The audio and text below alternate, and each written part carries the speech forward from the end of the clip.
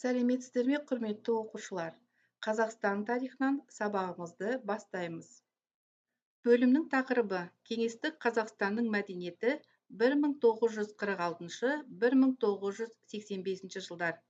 Сабақтың тақырыбы 20 ғасырдың 40-80 жылдарындағы әдебиет пен өнердің дамуы. Зерттеу сұрағы: кеңестік идеология қазақ мәдениетінің дамуына қалай әсер етті? Сабағымыздың мақсаты: кеңестік әдебиет пен өнер туындыларында қоғамдық өмірдің бейнелеуін талдау. Мұхтар Әуезов шығармаларының әлем әдебиетіндегі орнын бағалау. Сонымен біз бұл сабақта нені білеміз? Қазақстанның кеңестік кезеңдегі әдебиет пен өнерін сипаттаймыз. Әдебиет пен өнерді идеологиясыздандыру үдерісі және 60 жылдықтар шығармашылығы туралы білеміз. 1949 жылы Мәскеуде қазақ әдебиетінің 10 күндігі өтті. Соғысқа дейінгі жылдары саяси идеялық және стильдік жағынан бір үлгіде негізделген социалистік реализм тұжырымдамасы соғыстан кейінгі жылдары да жалғасын тапты. Соған қарамастан әдебиет пен өнердің үздік өкілдері тамаша шығармалар мен туындылар шығара білді. Қазақ жазушыларының шығармашылығы негізінен 3 тақырыптық бағытта дамыды. Олар: кеңес халқының еңбегі, ұлы отан соғысындағы ерлік, тарихи өткеніміз.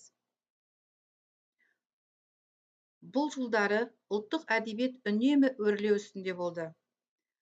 1949 жылы Мұхтар Әуезовке Абай романы үшін мемлекеттік сыйлықтың берілуі елеулі оқиғаның бірі болды. 50-ші жылдары жазушының іргелі туындысының жалғасы Абай жолы эпопеясы дүниеге келді. Бұл шығарма автордың ғана емес, көп жанрлы қазақ әдебиетінің жетістігі деп танылды. Қазақтың ұлы ақыны Абайдың күрес пен ізденіске толы өмір жолы романда халық тағдырымен етене байланыста суреттелген. Жазушылар еңбек адамы, соғысқа қатысқан майдангерлер бейнесін сомдады. Соғыстан кейінгі жылдары республика әдебиеті жаңашыл шығармалармен толықтырылды. Осындай шығармалардың қатарында Сәбит Мұқановтың 1947 жылы жазылған Сырдария романы, кейіннен жазылған Өмір мектебі трилогиясы, Әлжапар Әбішевтің Достық пен махаббат пьесасы, Ғабиден Мұстафинның Миллионер шығармасы, Ғабит Мүсіреповтің Қазақ солдаты, Оянған өлке романдары қазақ жұмысшылары туралы баяндады. 20 ғасырдың 50 жылдары әдебиеттегі жетекші тақырыптардың бірі тың игеру тақырыбы болды. 1951-1956 жылдары КСРО халықтарының 20 тілінде жарық көрген және 16 шетел тілінде шыққан кітаптар қазақ тіліне аударылды. Мәскеуде өтетін қазақ әдебиеті мен өнерінің екінші онкүндігіне дайындық кезінде қазақ жазушыларының көптеген шығармалары басылып шығарылды. Олардың ішінде Сәкен Сейфуллиннің, Ілияс Жансүгіровтің, Бейімбет Майлиннің шығармалары, өлеңдер мен әндер жинағы, қазақ эпосы, әдебиеттану, музыка, мәдениет және театр тарихы туралы шығармалары, суретшілер мен мүсіншілердің альбомдары жарық көрді.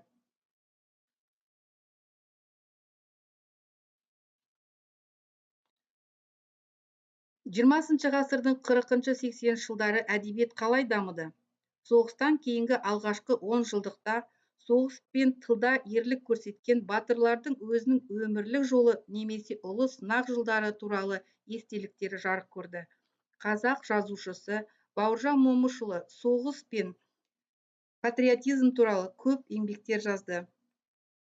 Оның артымызда Мәскеу 1958 жылы, генерал Панфилов 1963 жылы, біздің отбасымыз 1976 жылы туындылары кеңінен таралып, әлем халықтарының бірнеше тілдеріне аударылды. Әбділжәміл Нұрпейісовтің Арал балықшыларының өміріне арналған Қан мен тер трилогиясы 1974 жылы жарық көрді. КСРО мемлекеттік сыйлығына ие болды. Қазақ жазушысы Ілияс Есенберлин Айша, Сұлтан поэмаларын, Қаһар, Алмас қылыш, Жанталас, тарихи романдарын жазды. Бұл романдары 15 ғасырдың ортасына дейінгі қазақ тарихын суреттеген көшпенділер трилогиясына біріктірілді. Олжас Сүлейменов жаңа әдебиеттің жарқын өкілі болды. Азия, жазу тілі, ғылыми еңбектерінің авторы. 1961 жылы сәуір айында Олжас Сүлейменовтың «Адамға табын жер енді» өлеңі жарияланды. 20 ғасырдың 70-80 жылдары шығармашылық қуаты күшті жаңа Азия шығармасы жұртшылықты елең еткізді. КОКП орталық комитетінің идеологиялық мәселелерді бақылаушысы Суслов ол кітапты орыстарға қарсы ұлтшылдық бағытта жазылған деп көрсетті. Кітапханалардан алынып тасталып, тыйым салынды. Ал авторға қазақстандық басшылар араша түсті. Мұхтар Шаханов шығармалары әлемнің көптеген тіліне аударылды. 60-70 жылдары оның «Бақыт», «Ай туып келеді», «Қырандар төбеге қонбайды» өлеңдер жинағы және тағы басқа шығармалары жарық көрді. 20 ғасырдың 40-80 жылдарындағы музыка және театр өнері қалай дамыды? Бұл жылдары қазақ музыкасы жаңа жанрлармен, симфония, хор, камералық музыкамен толықтырылды. Опера өнерінде белгілі КСРО халық артисі Күләш Байсейітова сталиндік сыйлық иегері болды. 1949 жылы Абай романы бойынша спектакль қойылды. Басты рөлде Әмина Өмірзақова және Қалыбек Қуанышбаев ойнады. Екеуі де мемлекеттік сыйлыққа ие болды. Шығармашылығы мен музыка өнерін көркемдеп толықтырған композиторлар Мұқан Төлебаев, Латиф Хамиди, Евгений Брусиловский.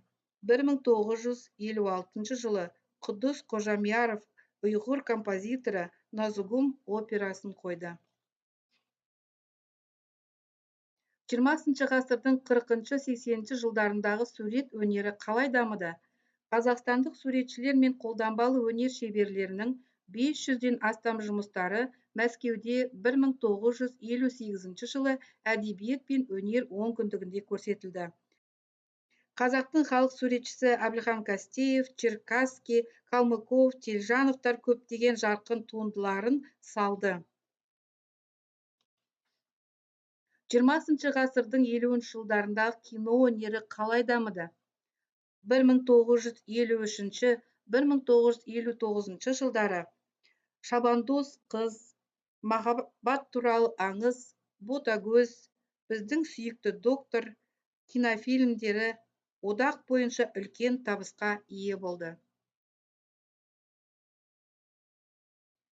20 ғасырдың 70 жылдарындағы кино өнері өз дамуын жалғастырды.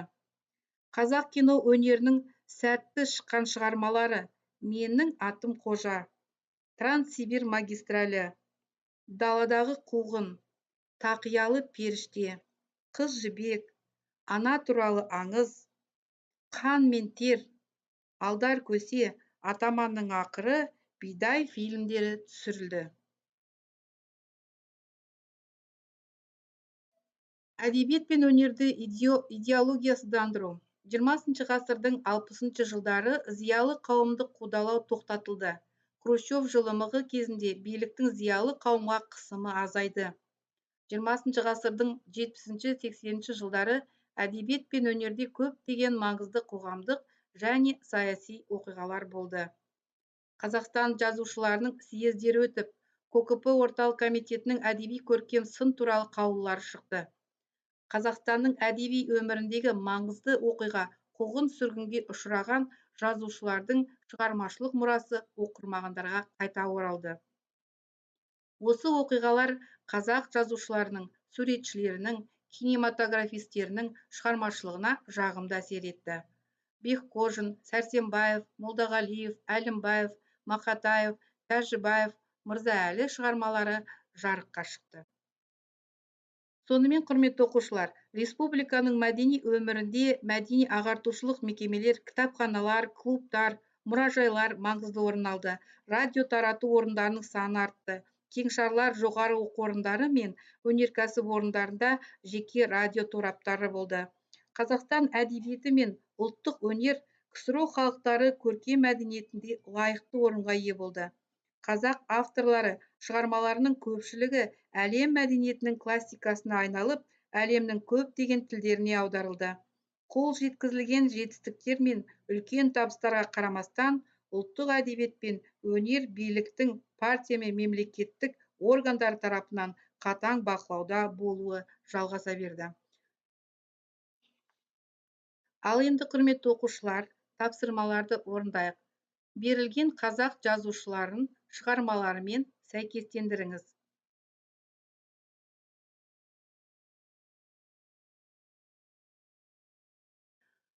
Құрметті оқушылар, сіздер дұрыс жауап берді деп ойлаймын. Сәбит Мұқановтың еңбегі «Өмір мектебі» және «Сырдария». Ғабит Мүсіреповтікі «Оянған өлке». Ғабиден Мұстафиндікі «Миллионер». Оқушылар, төмендегі тапсырманы орындаңыздар. Мұхтар Әуезов шығармаларының әлем әдебиетіндегі орны жоғары екендігін ПТМС әдісі арқылы дәлелдеңіз.